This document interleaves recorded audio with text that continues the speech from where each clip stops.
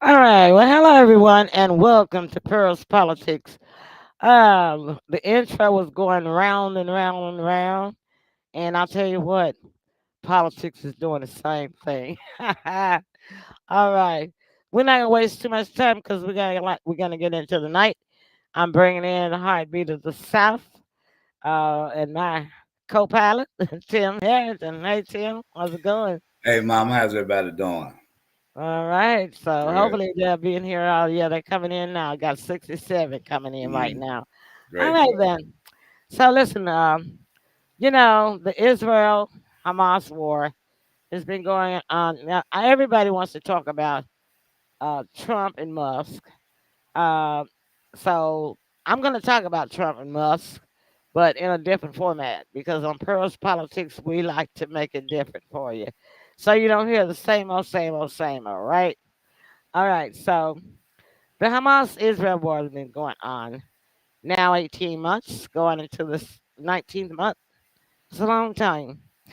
And I was watching I watch our channels, I watch our video stations and podcasters. And in other words, I watch other news channels. And you have to watch other news. I even watch Israel news channels so I can see what they saying on the other side, right? But Yeah, see, you got to know both sides of the story. But unfortunately, all that the United States citizens hear is the United States side of the story and Israel's side of the story. yeah. But there are other channels out there, like the African channels, the Hindustan Times channel that are in the Middle East, and they tell the other side. So we're going to be looking at an interview right now, starting off at the top of the show, where this video is from Sky News, and the anchor is Mark Austin, and he is meeting with one of the lead spokespersons of the Hamas Israel war. He has questions for him that people, not journalists, politicians, some politicians, not a lot of them, um, newspapers, stations, and been asking for 19 months. So for 19 months, all we've been hearing was Hamas, Hamas, Hamas, Hamas, Hamas. And I've been watching it just that long. I started watching it on October 7th. I'm still watching it. And all I have heard from Israel is the same thing. And I've heard different ones of them talk. Even Netanyahu himself, all of them, this is what they do. They will never answer a direct question when they're on uh, the interviews, and then they always overtalk, overspeak the hosts of the show, and then they get rude and snap at them, arrogant. So take a look for yourself in case you don't believe me. We're going to be bringing this up now, and I'm going to show you this video, and then we're going to come back. Tim and I are going to give us some comments into it, okay? Here we go. Check this out, y'all. Well, I'm joined now by the Israeli government spokesperson, David Mentzer. Thanks for being with us. So let's just talk about this because there's so much wrong, so much disputed here. Why do you not allow an independent investigation into this? Good evening, Mark. Good to be with you. Let me just start off by saying that Hamas has a long record of misusing ambulances. They don't just hijack ambulances, they actually hijack the very idea of the emergency services and also humanitarian aid. It's not the first time. I just want to look. I accept what you're saying. Let's just concentrate, if we can, on this whole idea of an independent investigation, because your initial story has fallen apart once. It's been shown to be misleading. So I just wonder why no independent investigation. I know the IDF are investigating, but why no independent investigation? What are you afraid of? Israel's not afraid of anything. It's not the first time that Hamas has used ambulances to smuggle terrorists. It's a matter of public record. It's been confirmed by Hamas themselves when we've captured them, who told the world that they use ambulances to transport their own terrorists. It's been confirmed repeatedly over the years, not only by Israeli sources, but by Gaza's ambulance drivers themselves, by Gaza's hospital directors, in a statement by President Mahmoud Abbas, no less, by Egyptian news investigators, and by Hamas operatives themselves. But in this incident, when we've intercepted let's just stay with this incident. What evidence do you have that there were 6 Hamas fighters in these ambulances? So our investigation is taking place right now. It's going to be very thorough. It will be coming out very, very shortly.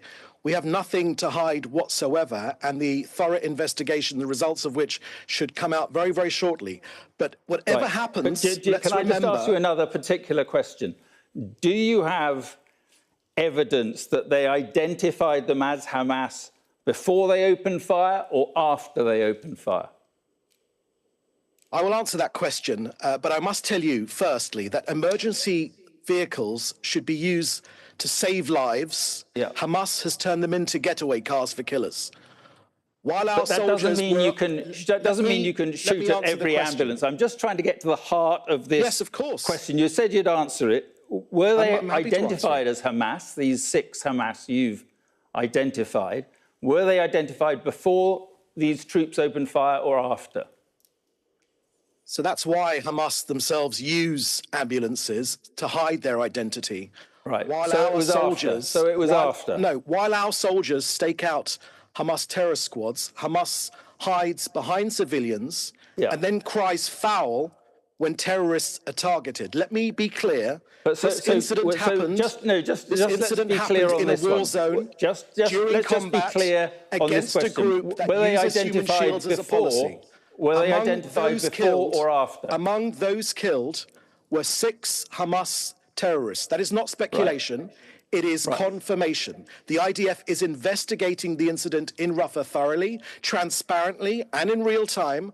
Hamas, on the other hand, investigates nothing, admits nothing, and abuses everything. No army in the world does more to avoid civilian civilians than the IDF. And Some other questions. Why did civilians more than Hamas? Why did they hide I mean, there are so many questions here. Why did they hide the bodies? Why did they try to hide the ambulances? These are all questions, by the way, that many international organisations, it's not Hamas I'm echoing here, it's the UN Secretary General, it's the UN High Commissioner for Human Rights, the head of the UN Humanitarian Affairs Office, Tom Fletcher, it's the Red Cross, numerous governments, all saying it's unacceptable, all calling for an independent inquiry. So why not? Mark, Israel doesn't fear the truth. That's why we are investigating this incident extremely thoroughly. Can Hamas say the same? Hamas violates every principle of international law. They hide in hospitals, in mosques, in schools, and then they blame us when war crimes blow up in their own faces. So I can tell you again that the IDF soldiers opened fire from a distance at vehicles that were moving suspiciously in their direction. Among the dead were 6 Hamas terrorists, Mark. What were Hamas terrorists doing in an ambulance convoy? So they were identified as Hamas terrorists after the event. Another question I have... Well, let me answer that question, because that will be dealt with in the results of the investigation, which will be out shortly. This incident was reported in real time to UN officials. The IDF is conducting that investigation into the circumstances of this incident, which took place a couple of weeks ago. But unfortunately, the Hamas terror organization systematically violates international law. They started this war by taking over civilian facilities and infrastructure, including hospitals, schools, and mosques. You've made that point. And they are cruelly exploiting and placing their own civilian population at risk. I'm just trying to get through these questions. One other specific question on this incident. The claim is that it was in a combat zone. The Israelis claim it was in a combat zone, when our own data investigation shows that that was not the case. Can you just clear that one up? So there's nothing I'm going to say that is going to prejudice this investigation. The results will come out shortly. It's a thorough investigation by the IDF. But it's the military investigating the military, isn't it? No, it's the does that independent really arm. wash with? It's the same that Britain would do if they were investigating something which the British armed forces were accused of doing. We are fighting in a complex war zone. Hamas hide amongst civilians. They hide amongst ambulances. This is not my words. These are the words of Mahmoud Abbas, the Palestinian leader themselves. Isn't there a pattern here that your government does not welcome outside scrutiny, hence no independent investigation? The pattern here is Hamas, which started this war, which won't release our hostages, which won't surrender, which are continuing to subject their own people to act as human shields. We, on the other hand, Israel, are trying our hardest to move civilians out of harm's way in an extremely complex war zone being run by jihadis. My question was about scrutiny. Let's just have a look. 2 UK MPs travelling to witness firsthand the situation in the West Bank refused permission to enter Israel. Journalists who want to go into Gaza to report the situation there refuse permission into Gaza. Israel does not want to be scrutinised. This is the only free democracy with press freedom in hundreds of miles in any direction. When you're talking about those members of parliament, Israel has laws. We are run by laws. But what is the law? Come into our country, what is the law that prevents 2 MPs from a friendly democracy coming to see what's going on in Israel? What's the law that prevents that? I will tell you. I will share that with you. These individuals were working against our state and our citizens because they are promoting calls for its boycott. And they accuse this country with false allegations. But hang on a second, that's a political... I mean, one had organised a letter calling for a ban on exports from West Bank settlements. Another had been very critical of the blocking of humanitarian aid into Gaza. Are these not legitimate political positions in a democracy? The legitimate position would be for these 2 members of parliament to contact the Israeli embassy in London, to say that is the purpose of their visit. Well, that the British is normal government protocol. That is normal. Okay. Listen to me, Mark. There's no point interrupting me. Otherwise, what's the point of this interview? Well, we're tight for time. This is an interview with me. Let me give you the answers.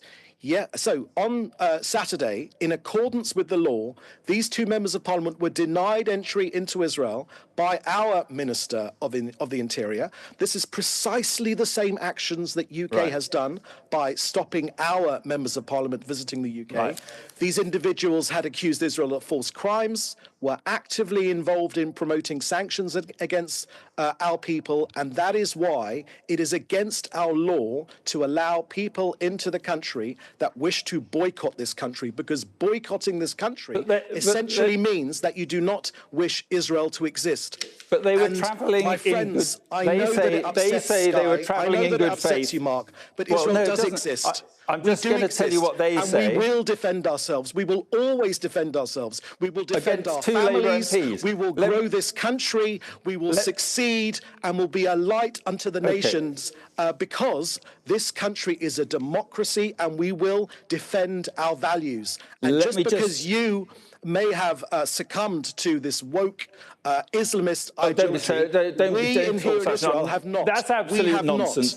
That is nonsense. I'm asking you a question. Why don't we be grown up about this? I'll ask the questions, you answer them. These 2 members of parliament chose not to exercise their right under Israeli law to petition our court to reconsider, which is more than the right which was given to our members of parliament when they tried to visit the UK but were denied entry. They weren't allowed to appeal it. They were offered hotel accommodation by the Israeli taxpayer, which they declined. In addition, the cost of their flight back to the UK was covered by the State of Israel. So the UK is an ally, a very important ally. We have many shared values. But this visit was intended to provoke anti-Israel activity, and no self-respecting country would allow those sorts of people to visit this country. They deny that it was anyway intended to be provocative. Let me ask you a last question. The Secretary General of the UN, Guterres, has just been talking at the UN. He said Gaza is a killing field. The UN capacity to deliver aid in Gaza has been strangled. Israel is not fulfilling its unequivocal obligations as the occupying power under international law. Just finally, your reaction to that. So it's Hamas that are stealing the aid. 1.8 million tons of aid have gone into Gaza, enough to fill Wembley Stadium 80 times, not just the grass, but to the brim. And in 42 days during the ceasefire, there were 25,000 aid trucks which went into Gaza. There's no shortage of food in Gaza. The only ones truly starving are our hostages.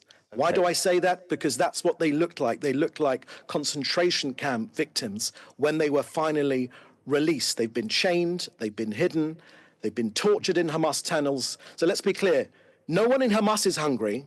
And when they released our emaciated hostages, they looked in the most appalling state. So our decision to halt aid entry into Gaza is consistent with international law.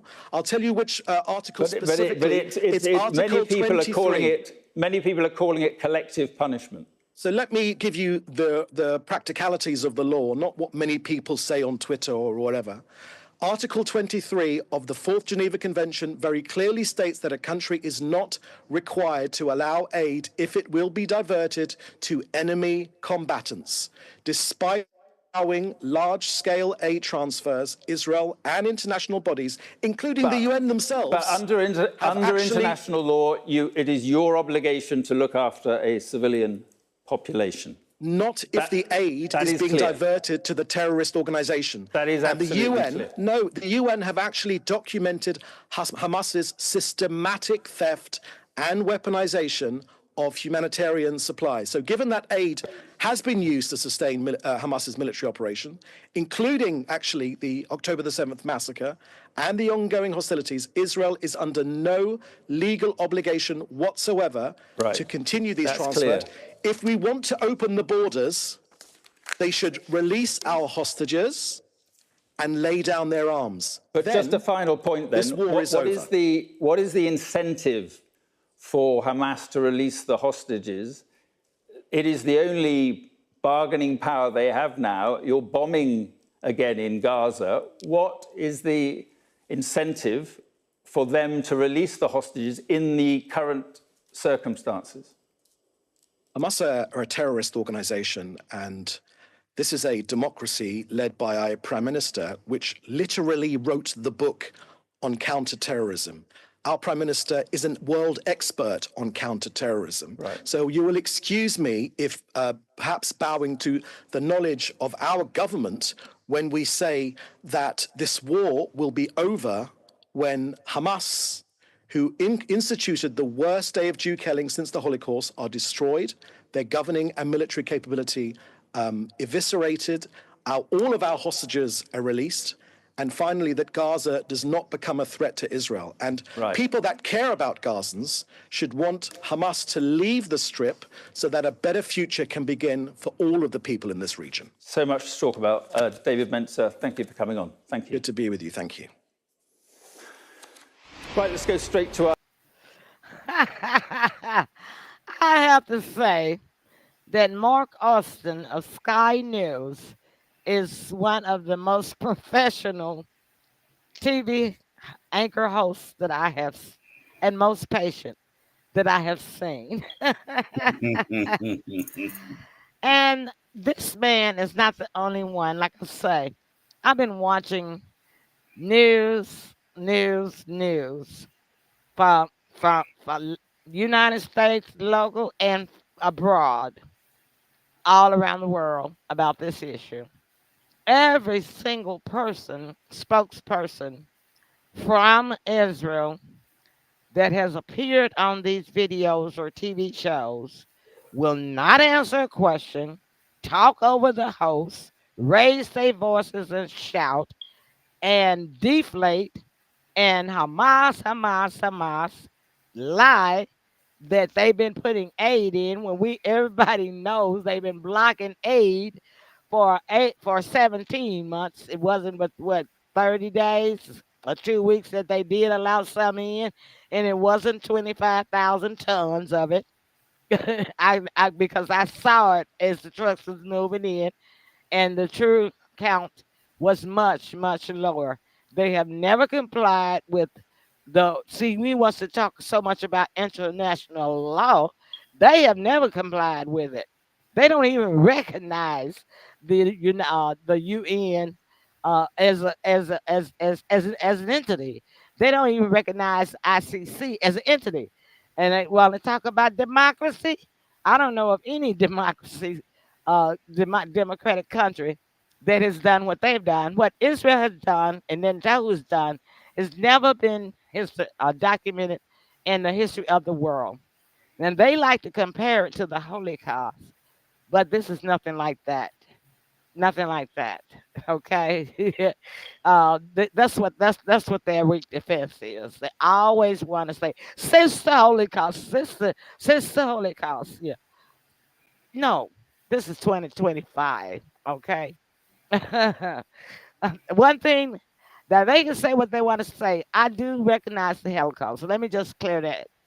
I recognize that that did happen, but Hitler didn't bomb up the country, the whole the country of Germany. This man has bombed a whole state to crumbles. Netanyahu is like a Rubaru, and a Rubaru is an ancient um, fairy tale evil creature that from birth they are marked with the curse of killing. And once they do their first kill, there is no end and there's no going back. The more Netanyahu kills, the more he wants to kill. And he has proven that. So, Tim, what did you take away from that interview? I mean, I would have to agree with what you said. One thing I know about wars is they cost a lot of money. Mm-hmm. It's a money pit, and for a lot of people, the longer the war goes on, the more they're able to line their pockets. Mm-hmm. Um, it's unfortunate um, that these wars have to go to the extent that they go to. Um, I think it's just probably a lot of egos involved and whatnot. And the people are the ones that suffer in the end, It's suffering Um, now. Yeah. yeah, and these so-called decision makers don't receive as much harm as the regular civilian does. They don't receive any. Mm-hmm. Yeah, so I mean, it's a hot mess. And unfortunately, in this day and age and time, what I'm seeing is some of these wars are going to have to go to the bitter end. It's unfortunate, um, but that's what I see. Yeah. Um, yeah, it's unfortunate they're going to have to go to the bitter end, um, and that's what it looks like. And that's like you say, as you say, you have been following this since the beginning. Um, what have you seen? Anything that's headed in a direction of coming together to have a sit down to end the war? There isn't one simply because you have to cut off the head of the snake, and nobody is willing to do that. The snake is Netanyahu and his extremist, racist, right wing government, and nobody is willing to do it. Not one single person in the whole wide world. Everybody thought Trump was going to do it. He lied and said, "I'm going to end these wars." But what does he do? He accepts all of this donation money from APAC, which is the Israel lobbyists up there in DC. I got a clip on that too. Uh, Israel lobbyists up there in DC. So he owes them. So he couldn't do anything but jump on Netanyahu's wagon. And that's the reason why. When Netanyahu thought he was losing a grip on Trump, that's why he invited himself to the White House Monday of this week. And speaking of the APAC lobbyists, I want to just show you guys what I think I have that the APAC lobbyists are about. I hope this is the video, the correct video. So let's just take a look. Let's see which one. Yeah, it's got to be this one. I think I put it in here. In our submission to the war crimes team. Oh no, that's something different. Let me see. I got it in here. I thought sure that I uploaded that one, but I didn't. But anyway, they have a video of one of the APEC lobbyists talking and bragging about how he had how the APEC organization had the politicians of Washington D.C. in their pocket. And since I thought I had uploaded, but since I didn't, I'll do it next week. So you guys come back and be Well, yeah, you know what? I wanted to touch bases on what you just said. You know, I got to take up for my boy Trump. Now, Trump said the war did not start under Trump's administration. Trump has said repeatedly that it never should have happened. Had he been in office, it wouldn't have happened. One thing you have to realize when you start wars, sometimes, if not both parties, are like sharks in water. Once they get a taste of blood, they're going to the bitter end. And Netanyahu, he's been out of pocket, and he's been able to do whatever it is that he wanted to do, however he wanted to do it. Yeah. And sometimes, you know, yeah, Trump can work some miracles, but sometimes it's certain things that you just can't help. It's too far out of control. Mm. It's too far under control, and unfortunately, that's what's going to happen. It's going to have to go to the bitter end. Yeah, Trump doesn't have any power over this, and he's shown that he's just gonna jump on the bandwagon and just Well, whatever happen happen. You know. Well, what he said was if they weren't able to come to a sit down in agreement and solve the problems, he was just going to wipe his hands and get out the way because we'll just pull out the way. It's no sweat off our brow either way. But the thing about it is, what you missed, and you probably didn't know, is that he didn't do that. He gave Netanyahu 2 weeks ago, 3 weeks ago now, the go ahead, right at the end of the ceasefire, to start bombing those people again. That's where he was from. You see what I'm saying? That's when he had the opportunity to step up and tell Netanyahu, man, look, you my friend. Yeah, I appreciate your donations, helping me get to the position, but I can't. This is where we part company. You're gonna have to do this, and you're gonna have to Yeah, do that. You gotta yeah. have some balls. You see what I'm Well, saying? well, yeah. Here's the thing, though. The man is not a miracle worker, like I said. A lot of things that what he has done in his presidency at this point, which I think is like 70 days, the man has performed some real miracles. If we just look back on what the last administration, a lot of the stuff that they told us couldn't get done, got done. We come to find out that was a lie. Um, but yeah. And the thing about wars, nobody's going to always be satisfied of either side. You're right. There is You're no right. winners. It's basically losers. Both Because sides are losers. You're absolutely right, right. because we the common people are the one that is caught up in all of these higher ups making decisions. Netanyahu hadn't put his boots on the ground to go It fight. ain't going to. Absolutely, right? So Neither it's is like Trump though either. right. So It- it's like it's like they're moving pieces on the chessboard. they are Uh, playing chess. They take it as a game. They really do. right. And you're right. You're right about that. And it's unfortunate that we the people are the ones that suffer. And Just no, like and there is no winners in wars, especially the longer they go on, the worse it is. it's just That we like know for a fact. yep. Yeah, but we like Trump to have solved and stopped the war, of course. However, we got to sweep around our own front door. We got a lot going on over here. Um, they had their chance for us. when Biden was in office. They did what they wanted to do. They didn't listen to nobody. So yeah, I mean, we take our business and do what we got to do elsewhere. It's not our fight, really. And the decision had to be made. And when executive decisions are made, it's always going to be some people that are mad and some people that are glad. You're right. It's the Game of Thrones.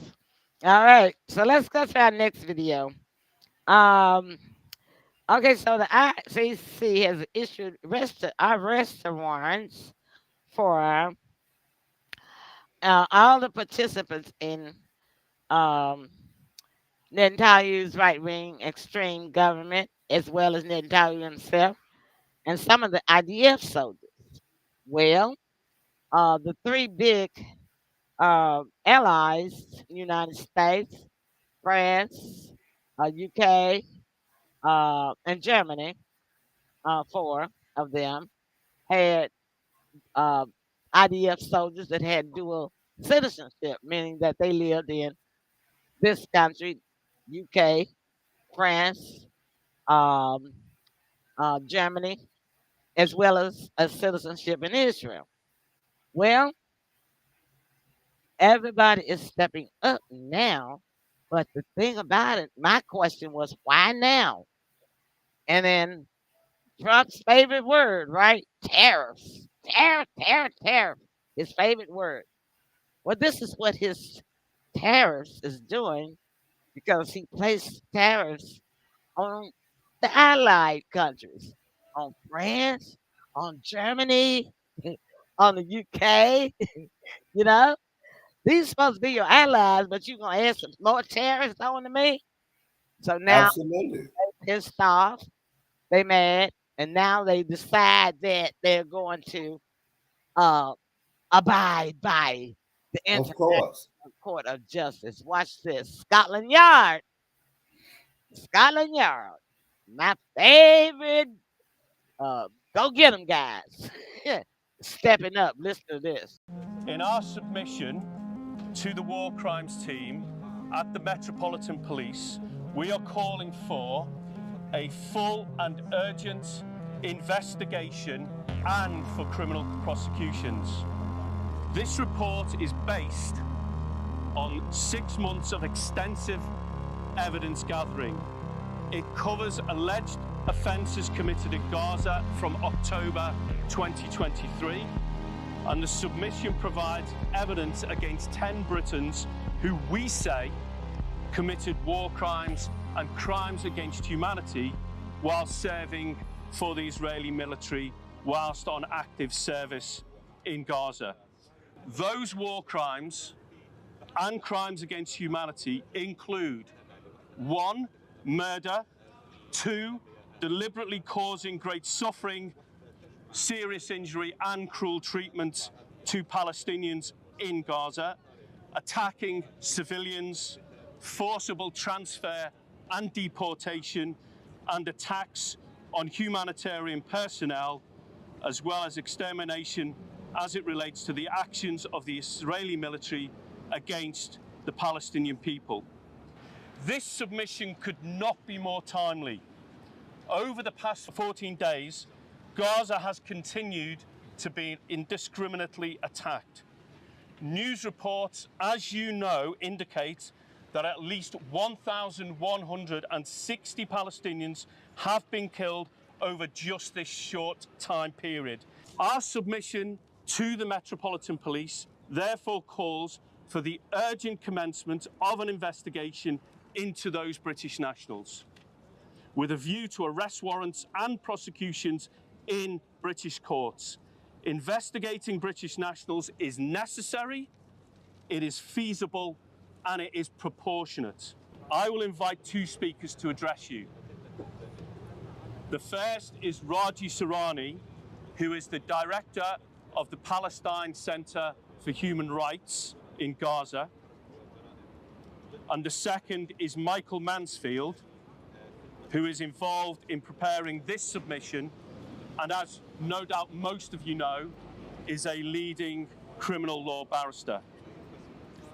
This submission we are handing into the war crimes team at the Metropolitan Police is being submitted by the Public Interest Law Centre and the Palestine Centre for Human Rights.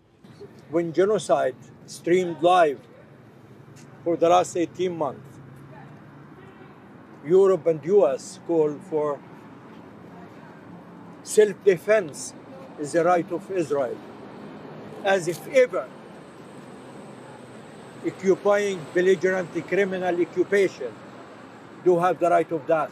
This is the legitimacy, the license to kill, the license to do genocide against Palestinian civilians in Gaza, where international law, international humanitarian law is there to protect civilians at the time of war. Europe, including UK, US, is not complicit. They are partners. Partners not because they are legitimizing this by giving Israel the right of self-defense, but by providing arms, ammunitions, in which our children, women, are killed with. The UK prosecutor, he is the one who should initiate investigating and charging the citizens of UK who were involved directly on the ground in Gaza in these crimes. If he can claim they don't know, through this submission to the War Crimes Unit, we will make sure that UK do know that there is criminals participated in war crimes, crimes against humanity, and other sorts of crimes, and they have to move. Israel and the Israeli suspected criminals cannot go with full impunity. It's very hard to see selectivity, politicization of international law. Palestinian pain and suffering do matter. And we want to see Gaza not as the graveyard of international law, but we want to see Gaza and Gazans have the right of justice and dignity and freedom. We will never give up. We will keep the fight. We will keep the spirit till the end of this criminal belligerent occupation. They want us with the killing, with the destruction, with the massive transfer for people to give up hope in tomorrow. We will never give up. We are so determined to achieve our rights of self-determination, and we will never lose hope that tomorrow will be ours, and we will keep always strategical optimism in our heart and minds. Thank you.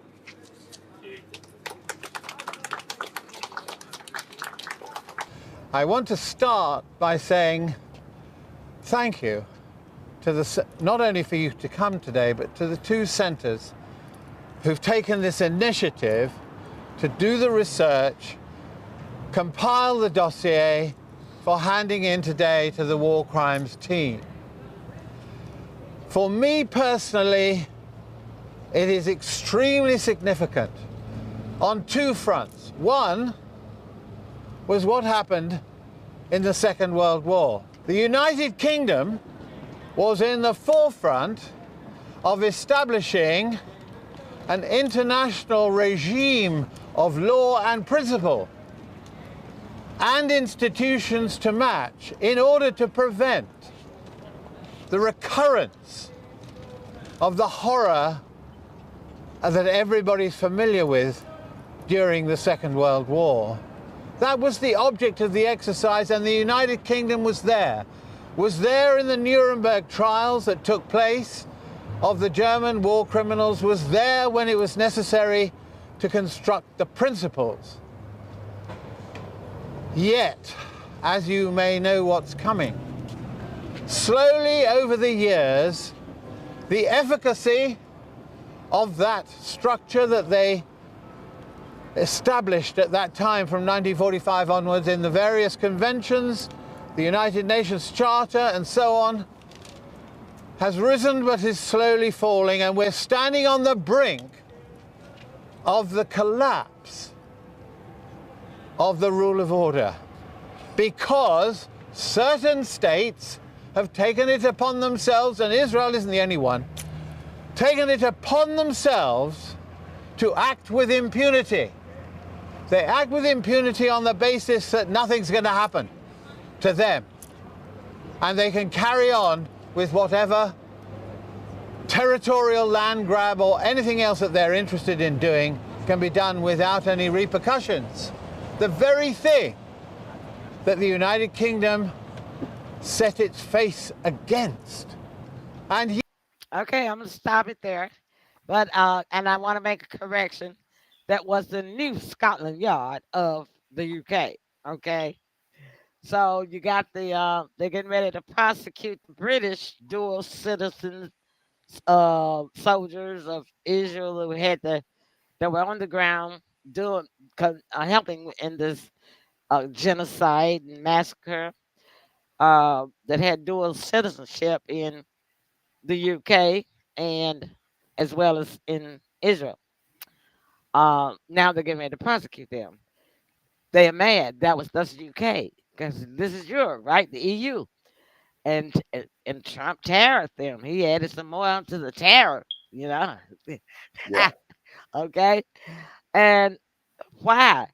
Two reasons I think that the UK is striking back at Trump and departing from him. One, the tariff, but also in addition to the signal chat that was leaked a couple of weeks back, where one of the participants, I don't know whether it was Rubio or Pete Hegseth, said that before when they were planning this war plan attack on the signal chat against Yemen, they were talking about the Red Sea and the shipping, the ships that go there, and one of them said, "Well, I don't know why we have to do it because Europe, the EU, does most of the shipping there. It's most of their ships.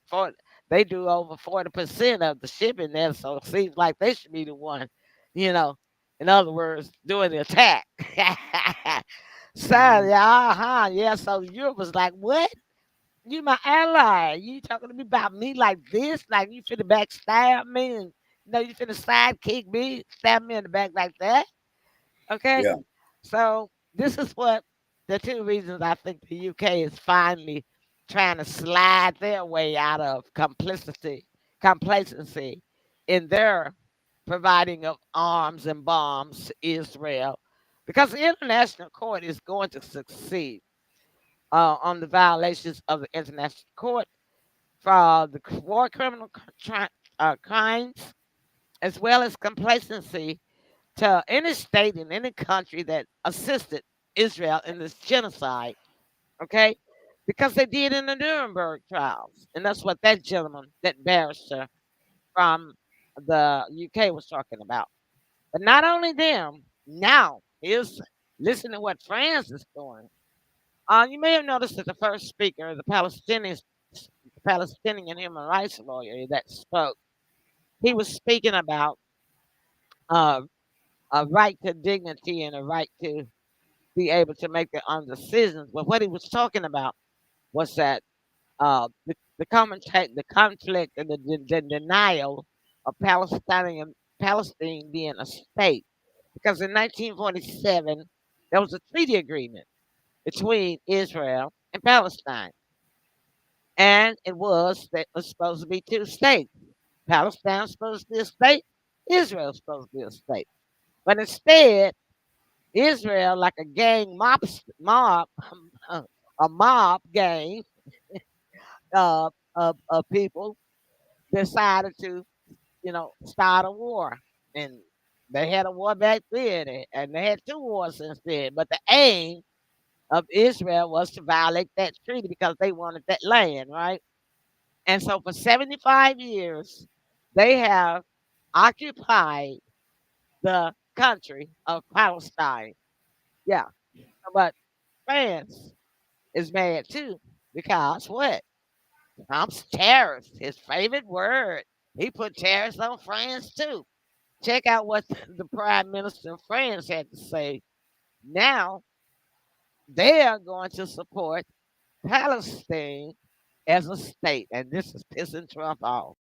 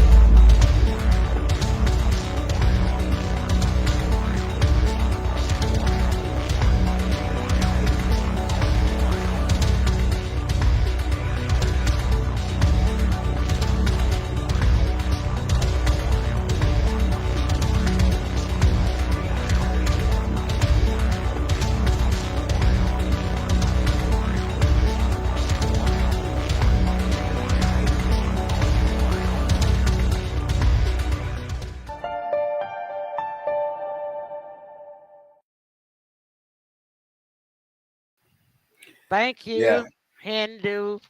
yeah. I kind of wanted to touch on someone you was. Um, Let me just say this. Go ahead. Trump and Netanyahu was pissed off about it. I'll tell you. So everybody was wondering why Trump decided to go have a golf tournament with the Saudi Arabians, right? When he was supposed to be at the funeral procession of four American soldiers who died in Lithuania.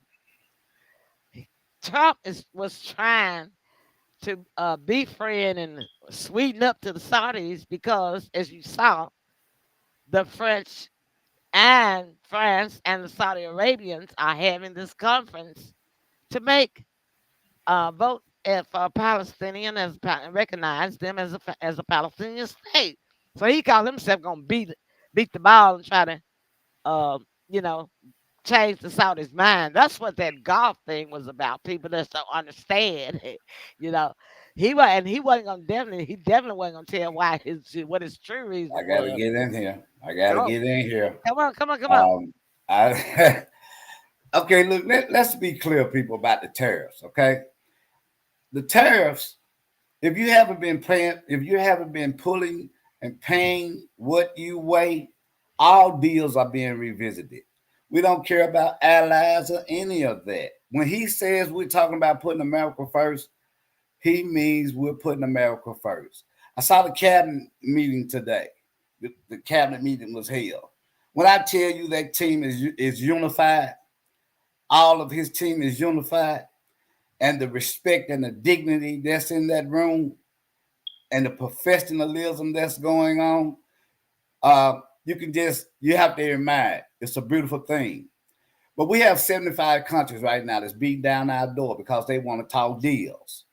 Let's be clear, people. We are America. We are the cream of the crop. Make no mistake about it. So nobody is safe with these tariffs going on. All bets of all. I don't understand why people don't listen to what Trump say. The man tells you what he's gonna do before he even do it. And then people act like they're so astonished. Well, he did that or he did that to us. Yeah, we don't have any friends right now. We really don't. It's all about America, and we're gonna do whatever it takes legally by any means necessary. Any But means. Tim, you know that when the Mm-hmm. world of politics, you gotta have allies. Yeah, you're supposed to, but we're in But different times. no, it's not a supposed to. You gotta have an You do, ally, because when you got enemies far off, thousands and thousands and thousands of miles away, they got just as much nuclear power as you. And the United States has always considered Russia as that power, and now they consider China as that kind of military power as well. They also think that Iran is the military power like that. So if you got the big three triangle, big powers with strong nuclear military might, supposedly, I'm doing that in quotes, as your enemy, you can't stand over there by yourself and say America first. You gotta have some allies. So why you gonna run off the little four allies you got? You ain't got but four. That's well. Well, that's understandable, and I understand exactly where you're coming from. However, we're not asking for anything that's outrageous. The deals that we are opposing are fair deals. Have you But seen what well, he put a pause on it today because he knew it was ridiculous. well, Now China is really the only one that's kind of going back and forth right now. he said 50, yeah, 50% on China. But let me We're at tell a you hundred. something. We're at Ever a hundred. since I was a little girl, when I look on the back of stuff, especially dishes or on cartons, when you get stuff in a box, it always said made in China. Ever since I was a little girl. And I Right, still see it. Most right. of our products have for 60 years have always come from China. So if Okay, China stop importing those things to us, what are we gonna do? okay, but going back to China with what you're saying, what we're overlooking is how much China steals from us. What I mean by that is take a designer handbag that is made by the designer themselves, their company, right? China gets the pattern of it, makes it as a knockoff, and charges probably, I don't know how much they up the rate to, or they underbid them to where the companies can't even get their full money back. Now, going back to your allies, I understand what you're saying. I really, really do. But right now, um, the deals were so horrible, and we can believe it because we looked at this last administration and saw what they allowed to go on. Uh, we, as a country, in order for us to survive, we have to renegotiate these deals. We have debt. If we don't negotiate these deals, we might not have a country anymore. And nobody wants that. Okay, so you mentioned debt. Let me jump in there right quick. Did you know that the United States is already in debt to China for trillions, a few trillions of dollars? Now, China kind of got more leverage over the United States than the United States got over China because you know why? Because uh, the China we owe China. China doesn't owe us. Okay, so I think the main reason why Trump is trying to put a high percent of tariffs on China is not about the fake oil that they stealing from us. It's not about intelligence. It's not about TikTok. It's not about nothing Trump says. The real reason is because he wants to try to get back the money, the amount of money that we already owe China. He wants China to pay back their own debt.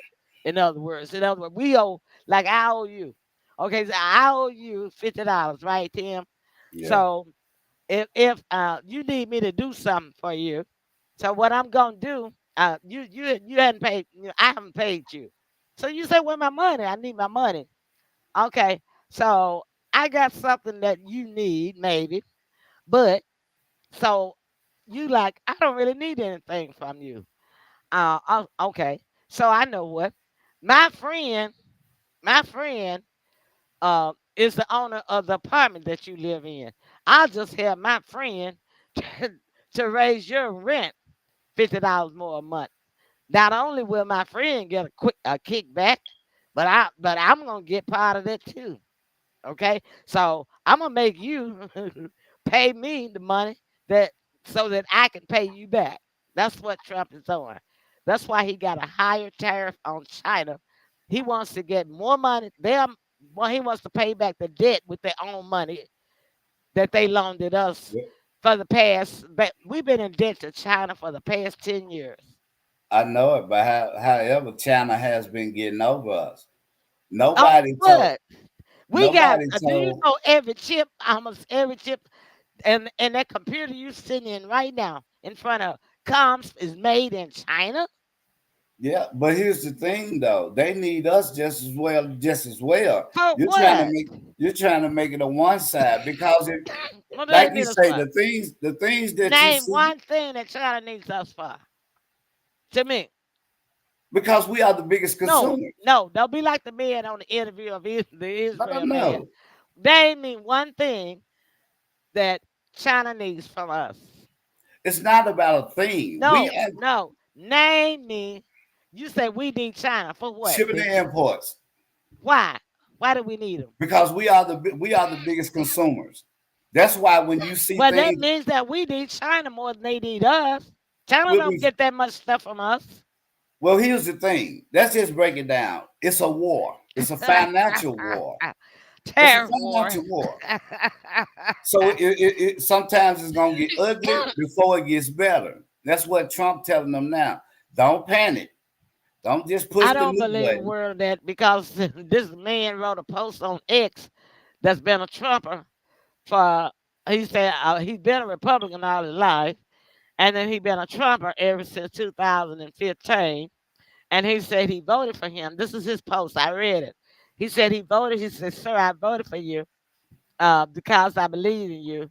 He said, but when the stock market crashed back here last week, he said he lost $100,000, $100,000.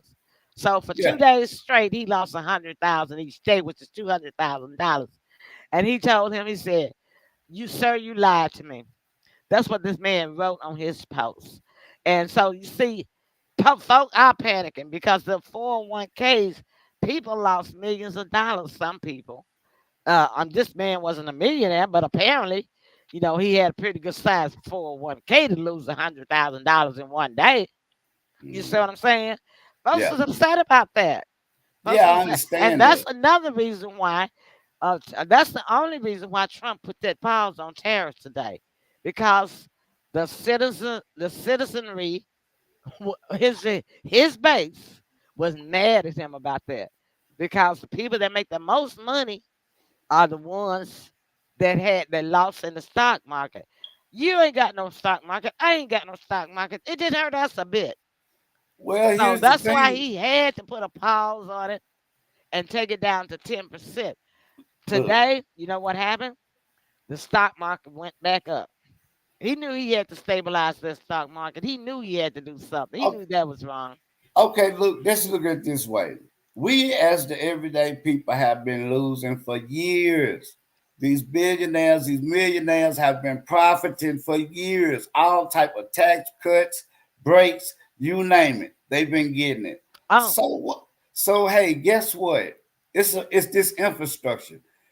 It's time for them to lose. It's okay. time for them to lose. And All sometimes you right. have to lose to win again. Okay. So you say Doge is doing a good job. Absolutely. All right. Watch this. If you are one of the millions of Americans that are currently receiving Social Security benefits, or you plan on claiming benefits very soon, then you need to watch this entire video. Number one, the Social Security Administration just sent out some important letters. You need to know what's in it, and if you receive it, do not throw it away. The second thing is there are some major changes happening to the Social Security Administration right now, which are delaying some services. So I want to break that down as well. We're also seeing right now a lot of people are getting some fake messages or messages in error. You need to be aware of this as well, so that if you receive one, you actually contact the Social Security Administration and figure out if it's legit or not. So we're going to break all this down in just a moment, explain what is going on and how you could likely be impacted. So make sure you watch this entire video. But first, before I get into the update, all I ask is one thing. It takes 2 seconds. Go ahead, hit that like button if you enjoy these daily updates. And now, let's begin.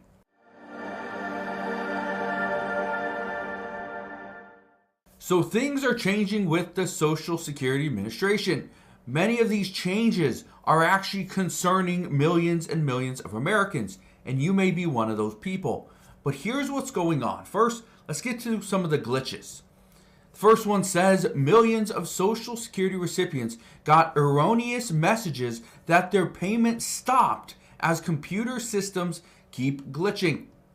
One of the things that is happening right now, while the Department of Government Efficiency is making these cuts to multiple government agencies, the Social Security Administration being one of them, is we are now seeing glitches. We're seeing systems malfunction, we see errors, and this is creating problems because some of these errors are not just a quick fix where, okay, somebody sees it, they report it, it gets fixed. No, because now there's gaps where somebody that sees it, they report it, guess what? There's nobody there to fix it.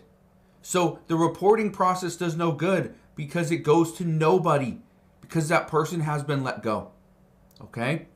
That is part of the issue. And I bring this up because there are some very important letters that have just been sent out by the Social Security Administration. These letters, okay, are going to dictate what your benefit is moving forward. Keep in mind, after April, so January, February, March, April, all the people, okay, every single person that receives benefits from the Social Security Administration would have received the cost of living adjustment. That may not get factored in though. So that's one thing that you need to look into. Here's the next. This says Social Security is sending millions of letters. Here's what they say and why it matters. I brought this up before. These letters are key. These are essential. Here's what the letters are about. It says the letters that beneficiaries have been receiving from the SSA relate to overpayments. So, if you have received an overpayment, you may owe the department money. Overpayments occur when the department sends out more money than the recipients are meant to receive, and this can happen due to a number of reasons.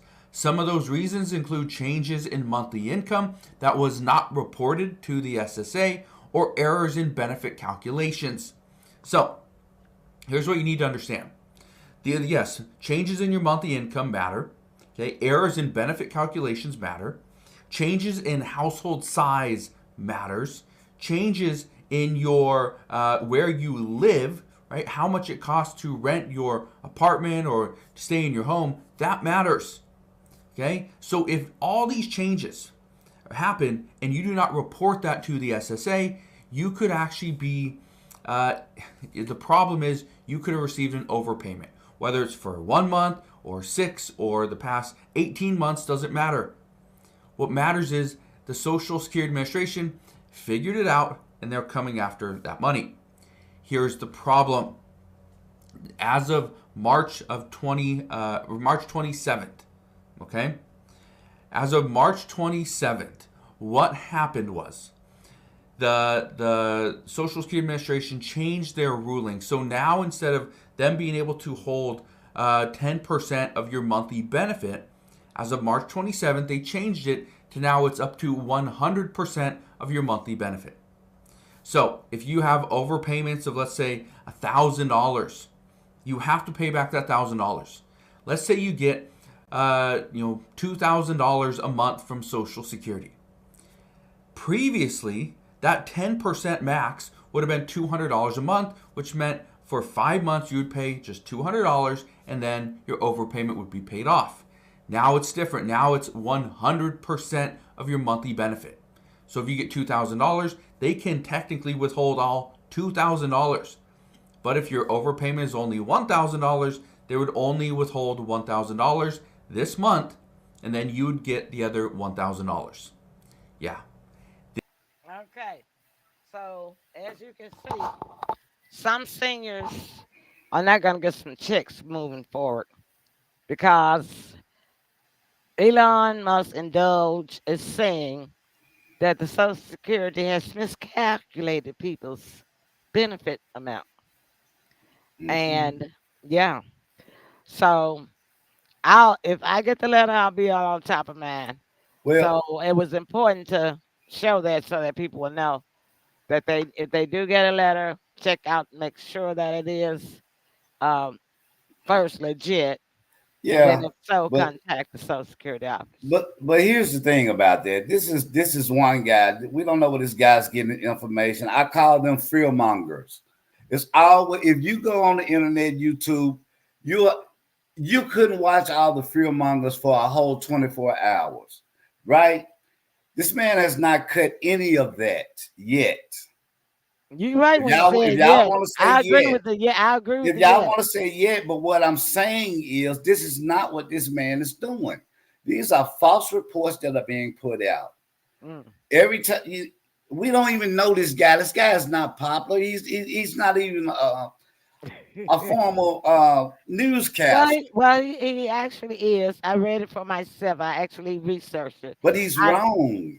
No, he's He's not. wrong. He's not wrong. They did change it from 10 to 100%. They did. I this is the part that's Well, I frustrating. had to research it because what? I'm on Social Security, so If anything, I had to research it for myself. look, this is basic math. If he's getting they're recovering billions and millions of dollars. Well, I To, don't have a problem with them collecting wait, from people wait, that are dead, supposedly dead. You know, 103 years. You're absolutely right. So is this something that is going to go out? I'm quite sure it is if you've been collecting that long, of course. yeah. Right? I But know it's a fraud. I'm if just saying. if you and he said this out of his own mouth, with the funds that are being recovered of the fraud and waste, you could possibly have an increase. The more money that we can save is the more money that can come back to us, the people. Well, that was This going is to be my question because this. if they're going to take away from some, well, Yes, are they going to increase some? yes. If all of them are miscalculated, will there be some increases? It's gonna be some If increases. so, I hope that I'm one of the increase. It's gonna be some increases, and not only is it gonna be some increases in that area, it's gonna be some increases as you remember when they gave out the $1,200 checks? Mm, It's rumored. Don't quote me on this, but it's rumored that can go anywhere from $5,000 to $10,000 to each family. mm. Yeah, For what? sounds good, Everybody right? not on Social Security. Oh, Now I'm not just talking about you talking about from once they collect the money, yes, from yes. once all of the That's what we have. investigation over. Trump, Okay. Trump and his administration are really, really, really fighting for the people. Well, I know we'll things be are waiting different. for it. I know things are different because we have not ever had a president in there doing what he is doing. This is unheard of. And the only thing that people can do is come up with these fear mongering tactics, Trump deranged, all of that. But just stay the course, people. We're under 75 days in. It's a long road to go. So just hang on. It's gonna be all right. If you had faith in the last administration as worse as they were, surely you can have faith in this one. All right, and then we're gonna end on that note. That was a good point to end on too. Well, thank you, everybody. We hope you have enjoyed the show. We went over our time. I see some of you left. Most of you left because we do say from 7 to 8. But anyway, Yeah, they probably had other show they had to watch at 8 o'clock. I do yeah, understand, but we yeah. thank you for staying with us as long as you did. And remember, on Pearl's Politics, it's the only mom and son political commentators anywhere on the worldwide net. And All that's right. it for us, y'all. We love y'all. Good night. Bye. Thank you.